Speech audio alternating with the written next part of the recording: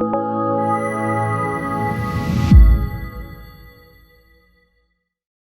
I'm Jacob Hornberger, president of the Future of Freedom Foundation, and this message is to all of our subscribers and supporters of the Future of Freedom Foundation. I'm coming to y'all right now in December to ask you to consider giving us a generous end-of-year donation. This is the time where we raise really the money that gets us through most of the year.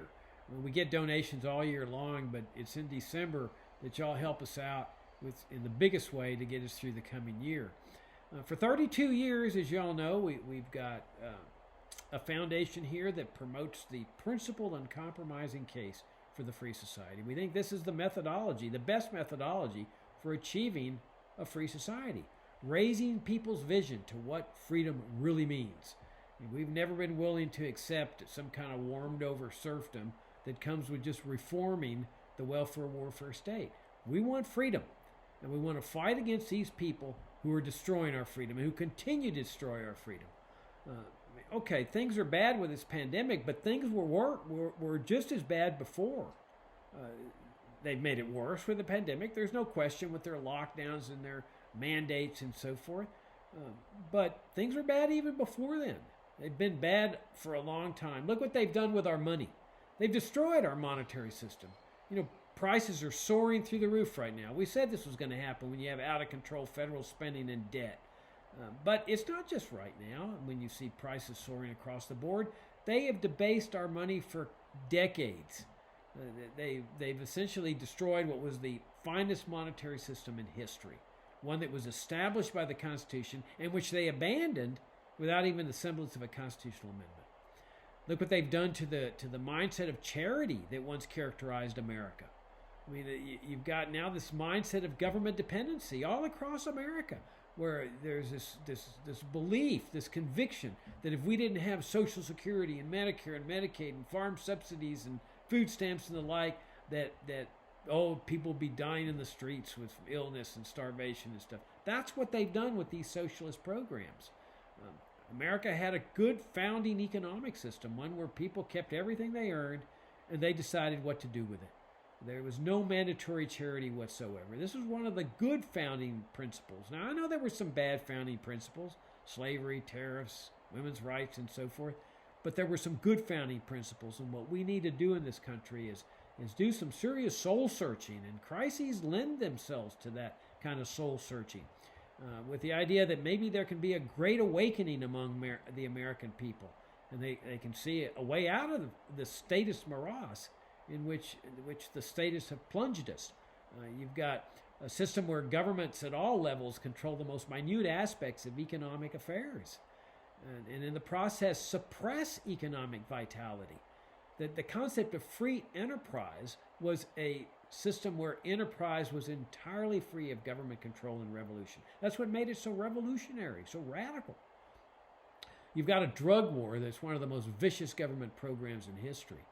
I mean, they've destroyed so many lives of people that, okay, they may be addicted to drugs or they may just be using drugs recreationally. What business is that of government? Government's not our daddy. It's not supposed to be our daddy. That you have a right to ingest whatever you want to ingest as an adult. And that's part of what freedom's all about. It may be dangerous, it may be damaging, it may be destructive, but that's what freedom's all about, the right to make these kind of choices. And this drug war thing is just a huge racket. It's a deadly and destructive racket. They've produced a police state that comes with it. They've produced this racist government program. I mean, there's a reason why the penitentiaries across America are filled with African Americans, and the biggest reason is this drug war. I'm not saying that all cops and judges are racist, but they do attract racists because this government program lends itself to that. You've got this civil asset forfeiture that enables law enforcement to just steal from people without any effect at all on the consumption of drugs in America. They are the ones that have brought into existence the drug cartels and the drug lords, all of whom would go out of business immediately with drug legalization. And so a free society necessarily entails the right to ingest whatever you want to ingest. You've got this system of this massive military-industrial complex, a national security state, the Pentagon, the CIA, the NSA. That's where the real power of the federal government is. The other three branches defer to them. I mean, that's why you've got Guantanamo, where you've got people locked up with under principles that violate the Bill of Rights: indefinite detention, no speedy trial, no due process of law, no trial by jury. It's a repugnant system. It's a system that violates everything our country represents and was founded on. Again, with the good founding principles of due process of law and trial by jury and so forth. We've got to restore a limited government republic to our land. So, okay, we're living in some dark times. There's no question about it. But at least there's a way out. If there's no way out, any businesses that were free to sell cyanide capsules would be doing a gangbuster business.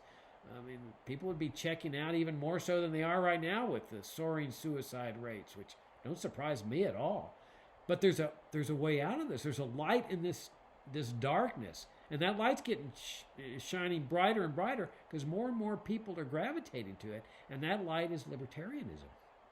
This is the most glorious, the most noble philosophy that mankind has ever come up with, and it's a way out of this status darkness. But the way out is to present this principled case for libertarianism. If all we do as libertarians is present the case for a reformed, warmed-over serfdom, we haven't accomplished anything with respect to freedom. We may have improved our lives as serfs, just like slavery reform would have improved the lives of the slaves, but it's not freedom. To achieve freedom, we've got to be making the case for freedom. So like on the pandemic, it's not enough to talk about the mandates and repealing the mandates. We've got to separate healthcare and the state entirely, just as our ancestors separated church and state. We got to separate economy in the state. We got to separate drugs in the state. We've got to do a lot of separation here that where the government doesn't have the authority to destroy our freedom on an ad hoc basis.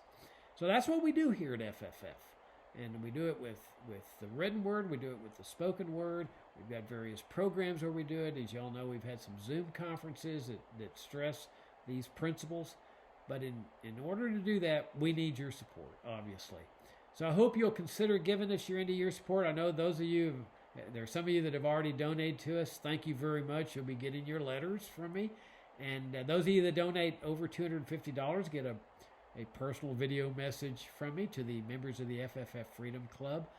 Those of you that have supported us in the past, thank you. Thank you very much. I hope you'll renew your support. And those of you that have never yet donated, this would be a great time to do so. I hope you'll join those that have kept us going for some 32 years. We're very, very honored and very, very grateful. And we'll do our best to merit the support that you give us. Thank you so much, and a very Merry Christmas and a happy